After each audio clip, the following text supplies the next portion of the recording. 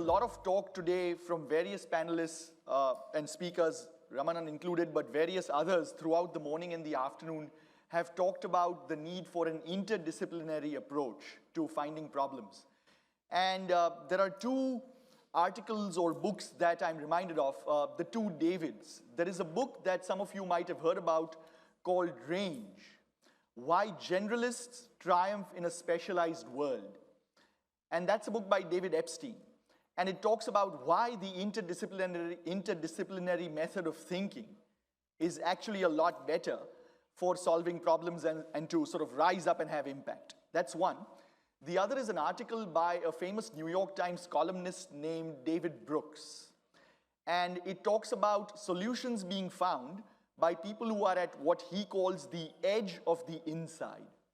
So he talks about not insiders finding solutions to the problems in their discipline necessarily, and not complete outsiders. Insiders are wedded to a way of thinking. Outsiders don't know anything at all. But it's people who are at the edge of the inside that marry the inside and the outside that often find these eureka kinds of solutions. So anyway, with that, let me move on to the next item in our agenda. We have a conversation with youth philanthropic leaders, and Alex Counts, my friend and for several years and the leader of the India Philanthropy Alliance. So just a little bit about Alex before he comes up on stage. The India Philanthropy Alliance actually was a brainchild and a passion project for Alex. I joined Indiaspora in 2016, and I had the good fortune of meeting him in 16 itself, and then in 17 at an Indiaspora event, our forum, not the Philanthropy Summit, but our more general forum, where we had a session dedicated to philanthropy.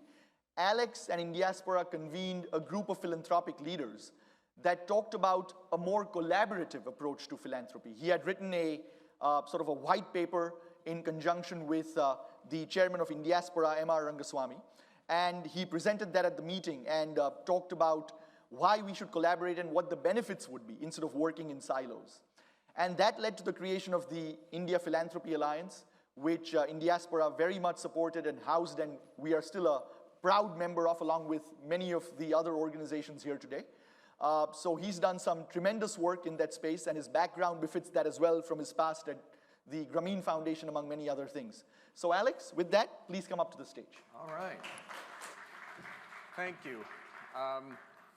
So I am, thank you Sanjeev and Ashish, friends of India Philanthropy Alliance for a long time. I'm going to cede the stage shortly because I think we spend too much time in philanthropy talking to young people and not hearing from them.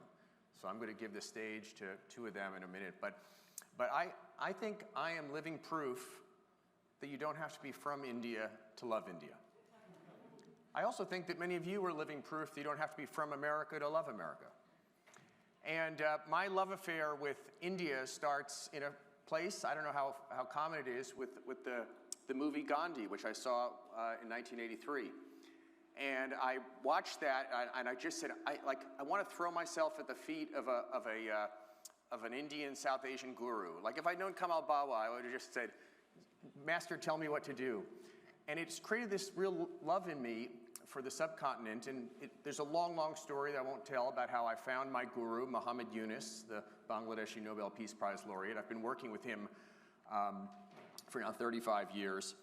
And spent 6 years living in Bangladesh. At one point spoke very good Bengali. Now it's good, it's decent, but not what it was. And it kind of continues. And at one point, important point that Sanjeev mentioned, I was appointed the CEO of the American India Foundation.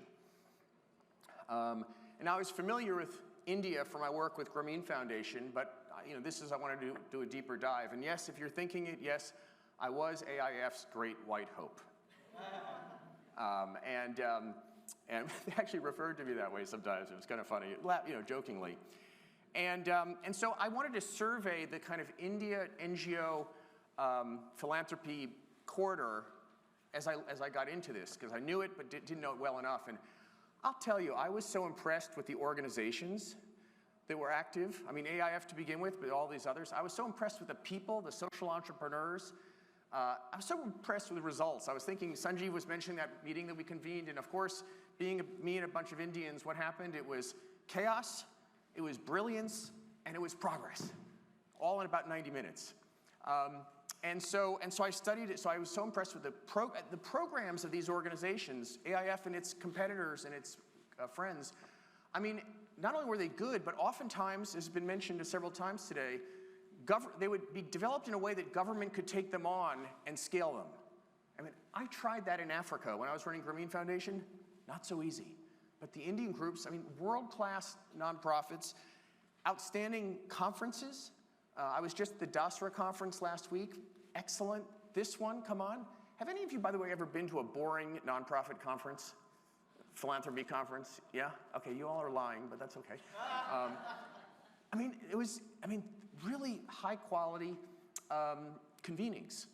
And of course, the best thing about being around India is the food. Oh my God. My wife only had one complaint about the Indian food, which is we always eat way too much. But there was one thing that kind of concerned me, and this is my impression, some of you may not agree, which was when I said, okay, we're AIF, there are all these other groups that are doing excellent work. Do we collaborate with them? Do we do things with them? No. Do we coordinate with them? For example, do we try to make sure that we don't schedule galas on the same night in Boston? Really happened. No, we don't do that either. Well, do we communicate with them? No. Does anyone have the phone number of Pratham USA's executive director? No. So I was like, something's a little bit off here.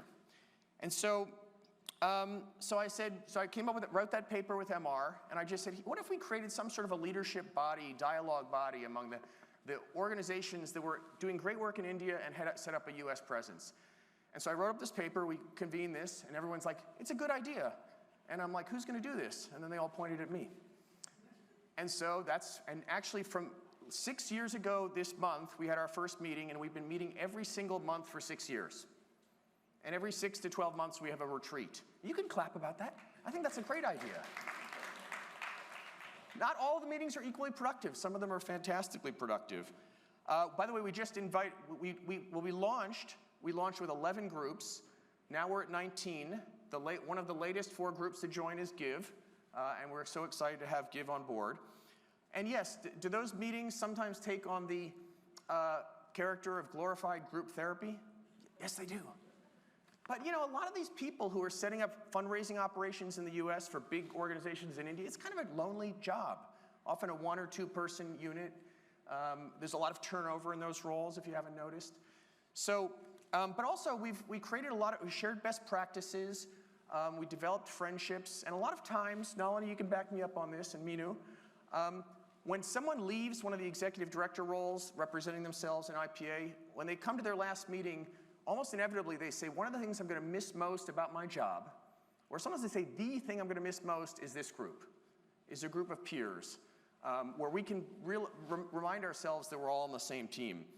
We've gotten involved in thought leadership and trying to define what good philanthropy is. And we have basically developed 2 external programs. Most of it is just what we can do internally for our members. And that is India Giving Day and the Youth Essay Competition. And again, the winners of that competition this year will be up on the stage in just a moment. But India Giving Day, let me just give you the little I know a lot of you were involved with it last year when we culminated March 2nd. But basically, nonprofit organizations, if you haven't noticed, tend to approach their work with a scarcity mentality. Not all of them, not all the time. Trying to hold on to their donors. They talk big about growth, but actually it's a very limited notion of resources. And oftentimes it's the thinking that there's a fixed amount of philanthropic resources, and if we want to grow a little bit, can I steal some of Kamal's donors to my side this year by kind of talking about how my group is just a little bit better than his. I'm not going to insult him, but I'll just, And that mentality, fixed sum, I want a little bigger slice of the pie, pie is fixed. And I was like, this is crazy. And the original In-Diaspora study, which now has been updated, said that there was basically $2 billion giving gap between what Indian Americans could give and were giving. So I'm like, and a lot of that money that they are giving is going to Stanford and Harvard and Princeton, not to groups like this. Now, Alexa, I am not telling people not to give to Stanford. Just, it's fine. But I'd like to see more of it go to the kind of groups that we've been hearing up on the stage here. So we decided last year we were going to start an annual tradition of giving to India from the US called India Giving Day. And we convinced 25 groups to be listed on our site for eligible for donation. We were able to have more than 1,000 donors gave an average of $133. Some a lot more, some a lot less. We had events all over the country and online. Pratham USA organized a dance party, a Bollywood dance party on the day, just 3 days before. A songwriter, Shivansh Kapil, wrote a song, a great song. I mean, people came out of the woodwork. It was so amazing. We have a steering committee that governed it. Meenu Gupta, where's Meenu? She stepped out? Okay, well, she's off the steering committee now. Yeah, no. I'll show you this picture. We have 11 leading philanthropists, including Lata Krishnan and Desh Deshpande and Raju Reddy, who is here, and MR, of course, and 7 others who formed a steering committee. And the song and all these things. We try to be very kind of youth-friendly, engage youth in a lot of ways. And this year, as we pivot to the next campaign, which we're announcing on Monday in Philadelphia, I mean, we feel we have all sorts of advantages because we've done this thing once, and we hope you all will help us make it like 10 times more successful than last year. In fact, how many of you remember where you were on 9/11? Right? And if it was an earlier generation, if I asked you how many of you know where you were when the first man took a step on the moon, you would raise your hands, but it's a little bit probably for some of the, you know where you were when Neil Armstrong. I want March 1st, 2024 to be like that for Indian American philanthropy. I want 10 groups, I don't care which ones they are, because they're all doing great work, 10 groups, maybe yours, Dimple, to announce the largest gift in their history on March 1st, 2024. Now, it might be 0, but I hope it's 10 or more. I hope it'd be a watershed moment, because again, last year was the pilot, last year was the test.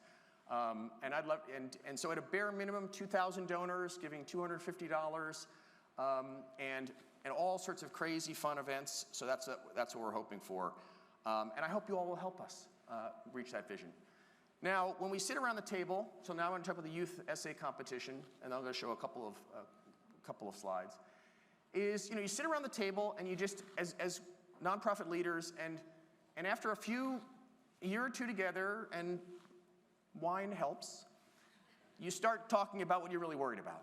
And one of the things that people would say was, the children of our donors aren't as into us as they are. And this is going to be a big problem for us. So I said, well, why don't we try to collectively do something about that, rather than one group trying to kind of get really excellent in youth engagement. So we developed a long set of guidelines on youth engagement because we asked youth to tell us. And we wrote those up, and it was 15 pages single-spaced. I mean, I'm a writer. What am I going to do? But the Chronicle of Philanthropy published those 2 summaries of those as a 2-part series. Look it up. They're really good. The other thing is, we said, why don't we have a national youth essay competition for high school and middle school students to tell us about their views about philanthropy and how philanthropy can impact India. And this is the 4th year, and I'll tell you that one of the young women last night also said this, how meaningful it is to the winners and the finalists and the runners-up around the country to have the judges that we've been able to recruit say that what their ideas are excellent, and it just gives them encouragement. And several of them now are out of college or nearing out of college. So we want to continue this, and we want to make it bigger. But this is the 4th year, and yeah, let me just show you a couple quick slides, and then we'll bring it up. So this is going to be the front page of India Giving Day website, which is going to be launched on Monday. So you're getting a preview. You guys are special. So these are our national co-chairs, 11 of them, and some of you that are great and generous givers. I hope I'll see you up on here. This is holding a spot for some of you guys right there. And so this is the competition, and this is the prompt that we put up there, and again, and get essays from all around the country, each year, and it's just so fun to go through them. So these were the finalists this year. Melvin Joseph has become like the super intern for us the last couple of months, and he was just a finalist, but he's like, put me to work. I'm like, we got some work for you. So these are some awesome, and then here are the two winners from this year's competition that you'll be hearing from in just a moment. I'm sure some of you bumped into them earlier today. And so these are the, and what we're doing is we're just launching a Youth and Young Professionals Leadership Council for India Giving Day, because we want it to be more youth-friendly than it was last year. And here are the founding members, and they're going to be our ambassadors and our spokespeople and advisors. You'll see, again, the two winners from this year. And Mona Shah.